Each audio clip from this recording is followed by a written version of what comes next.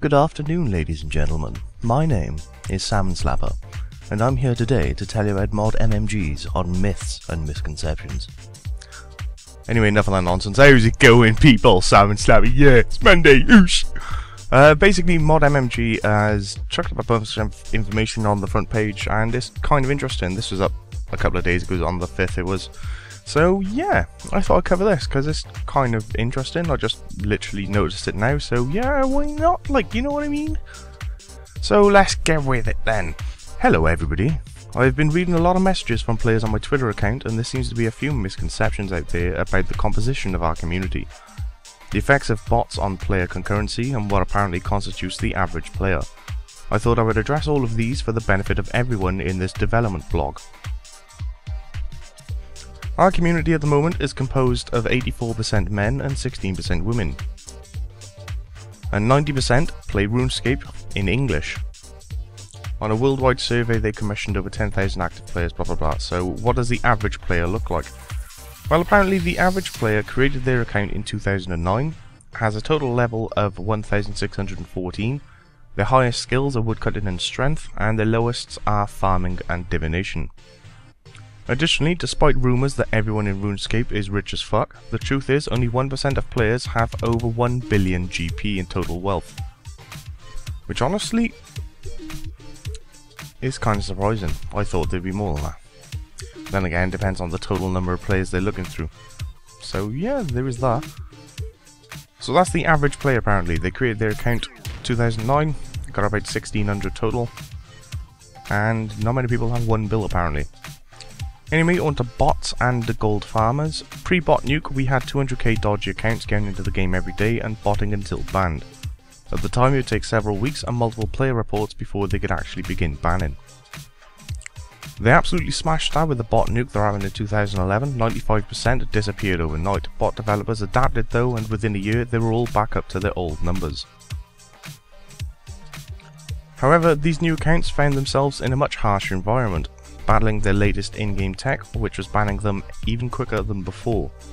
Additionally, in 2013 we bought a range of next generation anti-botting tech, allowing us to detect all bots within hours with 100% certainty.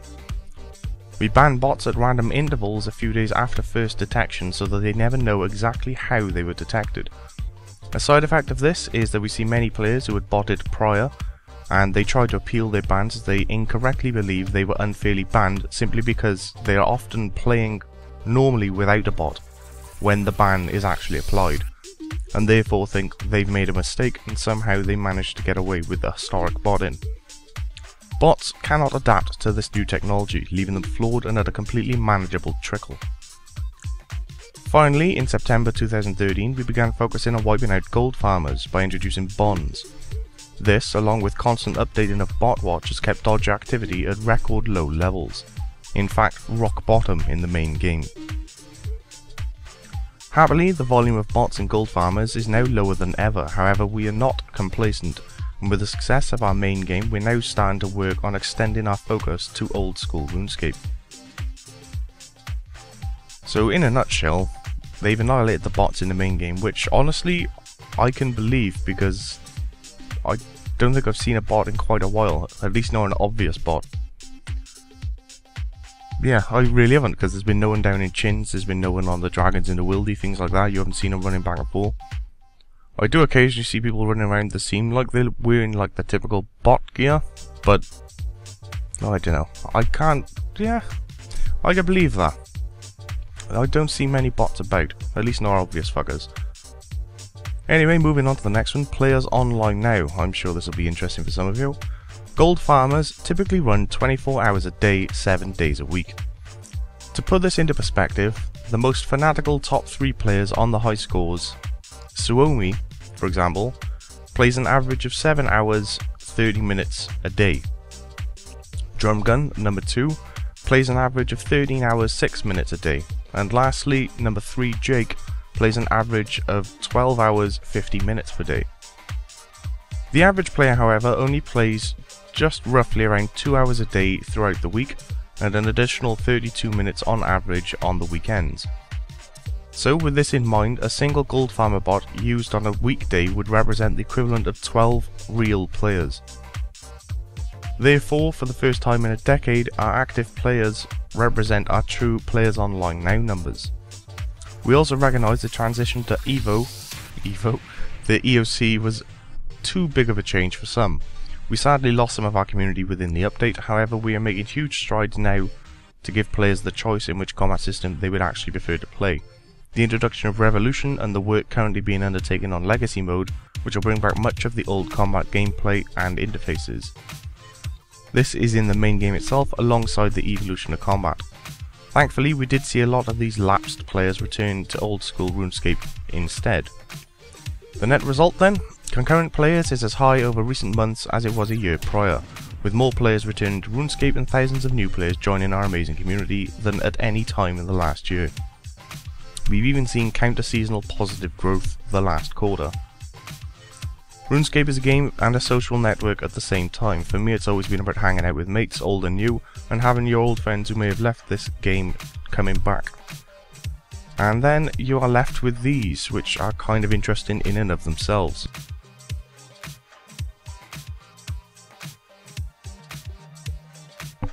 So these three pictures kind of give you a better grasp on what's going on. So here's the first one. So this is the RuneScape players within the region and how many are playing it.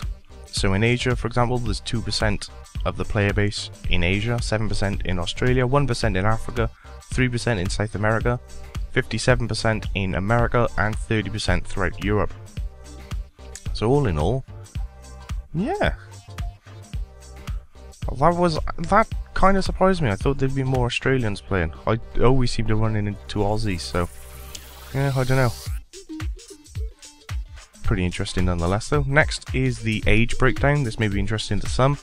Apparently 1% of the player base is under the age of 13, which is surprising because, yeah. 12% is between 13 and 16, 23% is between 16 and 18, 41% is between 19 and 25, and 23% of the player base is over 26. That is kind of surprising, gotta be said. It seems the average player is around 18, 19. I guess is the easiest way to look at that. And this part is quite interesting. I kind of like this one. Alright, this basically is the current players and the time when they originally made their account. I think that's how this goes. It also includes the total level as well. So in a nutshell, across each of these grids you got the year the count was actually made, and then going across lengthwise is the current total level. So going by this, I think, if I'm looking at this right, at the moment there's a hell of a lot of accounts with low stats. So these are like new players coming to the game, or people who don't play massively often but are still playing nonetheless. So it's like you look through these over the past couple of years, yeah, there's still there. It's like the average level seems to be about 1,000 across the board, which actually kind of mirrors what he just said throughout the entire post, that the average total level is 1,600. And going by this graph, it actually looks that way. You can see here the vast majority of the player base, by the looks of it, originally made their account in 2003 to about 2008, and on average all of them are about 2,000 total, give or take, which is pretty cool. It's interesting information anyway, nonetheless. I mean, you get to see the average age of players and kind of like the total levels and when people made their accounts compared to like their total level, that kind of thing. I mean, you look at this, there's not many which have made their account in the past like 4 years which are up to 2,000 plus or close to max. There are some which are maxed, and that's 2012 accounts is the latest by the looks. So yeah, there we go. I mean, that percentile there, son. Oosh.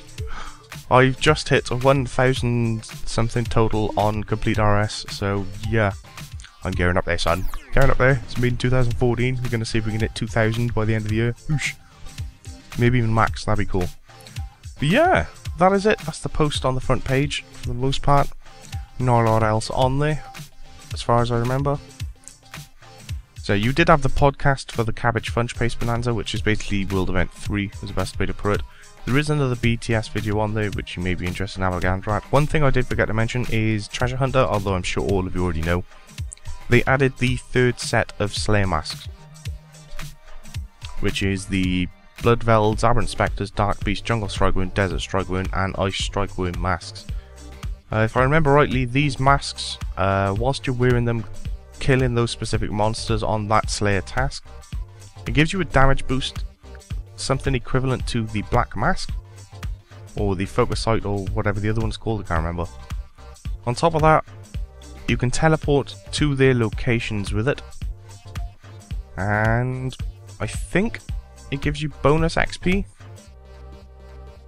Yeah, if you're on a related Slayer assignment, extra Slayer XP is earned. Yeah, there we go. Double drops occur for every 10th creature defeated as well. So there we go. These are out. I don't know how many of you have got them. I honestly haven't actually got one of them, which is kind of a shame because I've probably been needing it. Yeah, other than that, that's pretty much it for the moment. Tomorrow, I think I should be able to get MCFS day 14. Hopefully. If I can get a couple of hours to play today, then yeah, job done. So tomorrow hopefully should be the MCFS. Although, in all likelihood, the game will most likely be updated with one of the things they plan on updating this month. I can't remember what it was. It might actually, it could be the quest, I guess. I can't remember else. I can't even remember what was actually coming this month. I remember you had that one quest, you had the world event, or it might be the world event then. Yeah. So tomorrow it might be one of those, I might cover one of those, let you all know how it's going on, patch notes and stuff. And Wednesday, RuneScape lore I'm tempted to do, but I really just haven't got enough time to make the video, so I can carry on doing RuneScape lore if it's kind of like podcasts. I'm not sure if you're interested in having the podcast, if you prefer the videos. Personally, I kind of like having a nice video along with it, just, I don't know why, it just makes it seem nicer. But podcasts are a fuck ton easier to make. So yeah, if you don't mind the podcast, then I could knock out some lore, I think.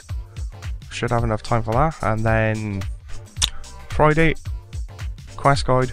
Yep, definitely. I do have a quest guide up. I might see if I can get a couple of quest guides out this week. So I might be lacking in the of us a little bit. But I should have a quest guide maybe Thursday, Friday, Saturday, Sunday. I could try that, I think. Because I do need to catch up with the quest guides, because I really do want all of them on the channel. Plus, I am getting the skills up now, so I've got access to quite a few more quests. Yeah, but I think that's it for right this week. I think that's what I'm going to do. So tomorrow, most likely covering whatever update comes out and patch notes and whatnot. Wednesday, depending on whether or not you don't mind me doing podcasts, I'll see if I can get a lore out, a lot of podcast lore. And then the rest of the week, hopefully, quest guides. I'll have the MCFS day 14 up this week as well. I'm not sure what day it'll come out, but it'll be here. And yeah, that's about it, I think, people. So with that said, I hope you all enjoyed. It was an interesting little video nonetheless. I thought Mod MMG's Myths and Conceptions, I thought it was pretty cool. Thought I'd let you all know about it. So with that said, I hope you all enjoyed. And till next time, people, I will catch thine all later. Jolly good, sir. I will catch you tomorrow.